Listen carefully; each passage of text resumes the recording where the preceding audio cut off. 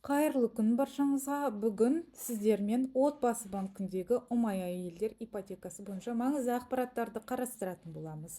Ең алдымен видеоны бастамас бұрын менің арнама тіркеліп лайк басып кетіңіздер. Ұмай әйелдер ипотекасының басты шарттары: ол прописка міндетті емес, атыңызда үй бар ма жоқ па маңызды емес. Және үшіншісі, ол үй кезегінде тұрсыз ба жоқсыз ба маңызды емес. Бұл бағдарлама бойынша ипотеканы рәсімдеу үшін сізде алғашқы жарна Астана, Алматы қалалары бойынша 20% болу қажет, және басқа өңірлер бойынша, яғни облыстық маңызы бар қалалар үшін 15% болу қажет. Екіншісі, ол сіз қатысушының жасы 18 жастан бастап 63 жасқа дейінгі болу қажет.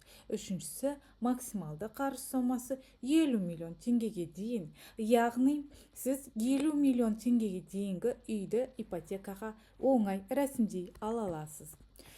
Бұл бағдарлама бойынша қандай үйлерді ала аласыз? Ол бастапқы үйлер, первичка, жер үйлер және қайталама үйлер, вторичка деп аталады. Вторичка бойынша маңызды ақпарат: үйіңіз 2016 жылдан кейінгі болуы тиіс. Мысалы, сіздің алайын деп жатқан үйіңіз 2015 жылғы үй болатын болса, бұл ұмай бағдарламасы арқылы сіз ипотеканы рәсімдей алмайсыз. Отбасындағы табыс, тұрмыс құрған болсаңыз, күйеуіңізбен қосқанда максималды 950 мың теңгеден аспауы қажет. Бұл бізде максималды шек. Минималды шек шексіз.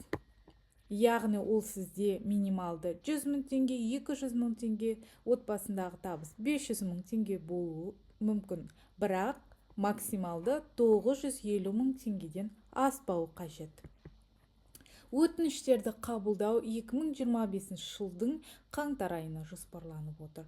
Толық ақпарат әрине отбасы банк сайты мен оның Instagram парақшасында алдын ала хабарланатын болады.